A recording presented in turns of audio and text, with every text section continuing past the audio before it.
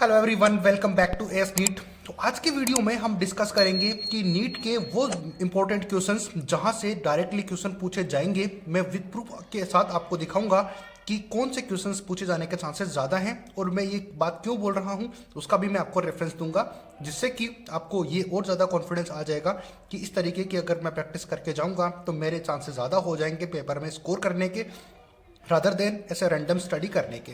तो जैसे कि मैंने बताया कि ज़्यादा से ज़्यादा क्वेश्चन पूछे जाने वाले हैं यहाँ से और इनकी तो तैयारी ज़रूर से करके जाना। तो स्टार्ट करेंगे वीडियो, एंड तक इसको देखना ताकि आपका फ़ायदा हो पाए। बाकी मैं आपको बताऊंगा सारी चीज़ इस वीडियो में, लाइक और सब्सक्राइब कर देना अगर थोड़ा सा भी आपको हेल्पफुल वीडियो लगे तो चलो स्टार्ट करते हैं, मैं आपको बताता हूँ। तो सबसे पहले डिस्कस करते हैं केमिस्ट्री के बारे में।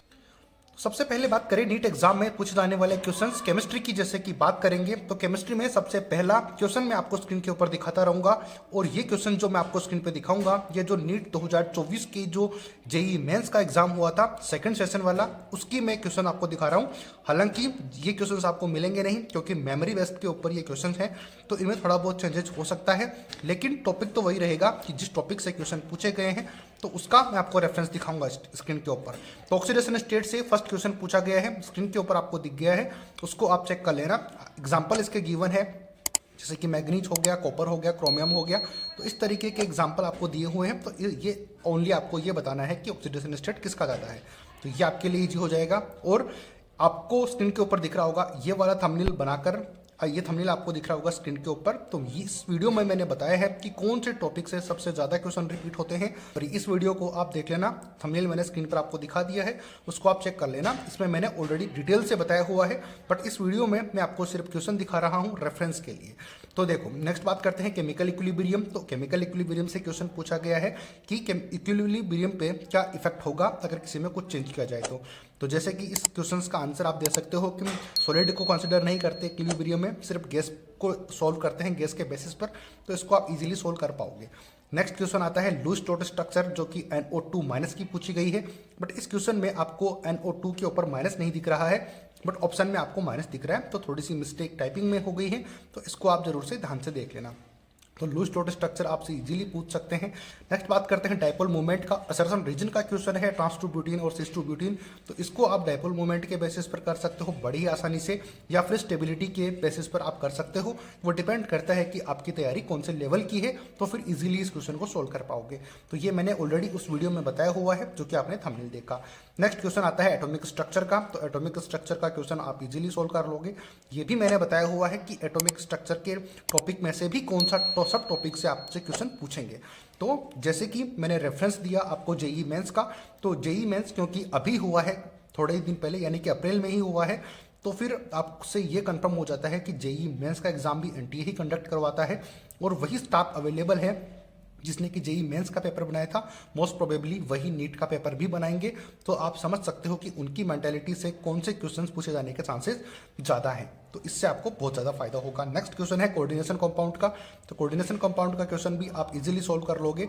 तो ये मैंने थोड़े से एग्जाम्पल आपको दिए, स्क्रीन पे आपको क्वेश्चन भी दिखे। बहुत ज़्यादा मैं क्वेश्चन लगाऊंगा तो भी कोई फायदा नहीं होगा, बट मैंने एक थोड़ा सा एग्जाम्पल देने की ऊपर या फिर आपको एग्जाम्पल देकर समझाने के लिए बताया है कि आपको इस तरीके से प्रिपरेशन करके जाओगे लास्ट टाइम में, क्योंकि ज़्यादा टाइम बचा नहीं है, तो फिर आपको कुछ इसी तरीके की तैयारी करके रखनी पड़ेगी।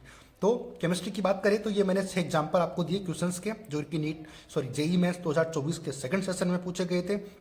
और अब आप खुद आइडिया लगा सकते हो कि कैसे क्वेश्चन नीट में पूछे जा सकते हैं। तो ये बात आपको समझ में आ गई होगी, थंबनेल मैंने दिखा दिया, उसको आप चेक कर लेना। अब बात करते हैं फिजिक्स की। जब तक आप केमिस्ट्री का चेक कर लेना, चैनल के ऊपर वीडियो अवेलेबल है तीनों सब्जेक्ट के, बायो, फिजिक्स और केमिस्ट्री तीनों के। आप बात करते हैं फिजिक्स की, फिर मैं आपको वो थंबनेल भी दिखाता हूँ जो चैनल के ऊपर मैंने बनाकर अपलोड किया हुआ है काफ़ी टाइम पहले। नेक्स्ट बात आती है फिजिक्स की। तो फिजिक्स का जो क्वेश्चन आपको स्क्रीन पे दिख रहा है वो है करंट सर्किट का। इसमें आपसे करंट पूछी गई है, लेकिन रेजिस्टेंस को पहले सोल्व करना पड़ेगा। रेजिस्टेंस के बाद में आप V=IR वाला फॉर्मूला लगाकर इस क्वेश्चन को सोल्व इजीली कर सकते हो। लेकिन जब वो वीडियो, जैसे कि ये थंबनेल स्क्रीन के ऊपर आपको जो दिख रहा है, ये थंबनेल लगाकर मैंने वीडियो बनाया हुआ है कि फिजिक्स में से भी वो कौन से टॉपिक हैं, या फिर उस टॉपिक में से भी कौन सा सब टॉपिक है जहाँ से क्वेश्चन ज़्यादा पूछे जाते हैं, तो उसको आप डिटेल से देख लेना। बाकी इसका रेफरेंस मैं दे रहा हूँ जेई मेंस के पेपर के बेसिस पर, क्योंकि मैंने वो वीडियो काफ़ी टाइम पहले बना दिया था और अब ये वीडियो मैं आज बना रहा हूँ। और जेई मेंस का पेपर तो जो वीडियो मैंने बनाया था उसके बाद में ही हुआ था। तो आप इससे आइडिया लगा सकते हो कि हर साल नीट में क्वेश्चन रिपीट होते हैं और कहाँ से होते हैं वो मैंने बता दिया। और अब ये जेई मेंस का रेफरेंस मैं इसलिए दे रहा हूँ क्योंकि नीट में अगर कोई टफ क्वेश्चन होता है तो वो डायरेक्टली जो जेई मेंस में आया हुआ होता है वही direct as it is NEET में पूछ ले जाता है। तो ये आप जरूर ध्यान रखना, मैं 2-3 बार ये वीडियो बनाकर आपको बता चुका हूँ। इसलिए अगर आप इस चैनल पर ट्रस्ट करते हो तो जरूर इसकी तैयारी करके जाओ, आपके नंबर जरूर इंक्रीज होंगे। नेक्स्ट बात करते हैं एनर्जी। तो एनर्जी के अंदर कौन कौन सी, जैसे कि मॉडर्न फिजिक्स के अंदर ये एनर्जी के गैप पूछे गए हैं, जैसे कि पोटेंशियल एनर्जी, काइनेटिक एनर्जी और टोटल एनर्जी के बीच में डिफरेंस, तो ये सबको पता है। तो ये क्वेश्चन देखो जेई मेंस में पूछ लिया गया है, तो नीट की तो बात ही क्या है। तो पेपर का लेवल टफ नहीं होगा, आपको मैं पहले भी बता दे रहा हूँ कि नीट का पेपर टफ नहीं होगा, बट कैसा होगा ये मैं बताने की आपको कोशिश कर रहा हूँ। नेक्स्ट बात करते हैं कैपेसिटर का। तो कैपेसिटर का क्वेश्चन एनर्जी स्टोर के बेसिस पे पूछा गया है, तो यही इसमें क्वेश्चन बनता है जिसमें एनर्जी, जो कि अच्छा क्वेश्चन हो सकता है। बट ये तो जो क्वेश्चन आपको स्क्रीन पे दिख रहा है ये तो ज़्यादा अच्छा था नहीं, बट इसका भी आप तैयारी करके जाओगे तो आपको कुछ इसी तरीके के क्वेश्चंस देखने को मिल जाएंगे। थोड़ा बहुत चेंज कर देंगे, जैसे कि यार 2+2 = 4 होता है, तो नीट के एग्जाम में हो सकता है कि आपको 1+3 दे दें तो वो भी =4 ही होता है। तो वो जो लास्ट वाला आंसर है वो तो चेंज नहीं होगा, बट थोड़ा सा क्वेश्चन में चेंज कर देंगे तो उससे क्या ही फर्क पड़ेगा, आप समझ पा रहे होंगे। नेक्स्ट बात आती है वर्क डन की। तो ये देखो वर्क डन के 2 क्वेश्चन पूछे गए हैं और जो थंबनेल मैंने दिखाया है आपको उसमें आप चेक करना, मैंने बहुत बार बोला है कि वर्क डन के 1 से 2 क्वेश्चन हर एग्जाम में पूछे गए हैं, जबकि जेई मेंस में तो टोटल ज़्यादा क्वेश्चन पूछे भी नहीं जाते और ज़्यादा क्वेश्चन तो पूछे नहीं जाते। फिर भी 2 क्वेश्चन देखो, एक तो हीट से वर्कडन पूछा गया है जो कि सर्कुलर नॉन सर्कुलर यानी कि क्लॉकवाइज और एंटी क्लॉकवाइज से आप पता कर सकते हो, वो वाला क्वेश्चन आपको स्क्रीन पर दिखा होगा। दूसरा है इंक्लाइन प्लेन से, इंक्लाइन प्लेन से भी क्वेश्चन पूछा गया है, उसको आप कैसे भी सोल्व कर सकते हो, या तो 2D से सोल्व कर लेगो या फिर ग्रेविटेशनल वाले से सोल्व कर लेना, वो आपकी प्रैक्टिस पर डिपेंड करता है कि आप किस तरीके से उसको सोल्व करना चाहते हो। तो ये समझ में आया। फिर उसमें मैंने बताया है YDSC। तो YDSC का क्वेश्चन किसी पेपर में ना हो, चाहे वो जेई मेंस का हो, एडवांस का हो या फिर नीट का हो, कहीं पर भी YDSC से क्वेश्चन छूटता नहीं है।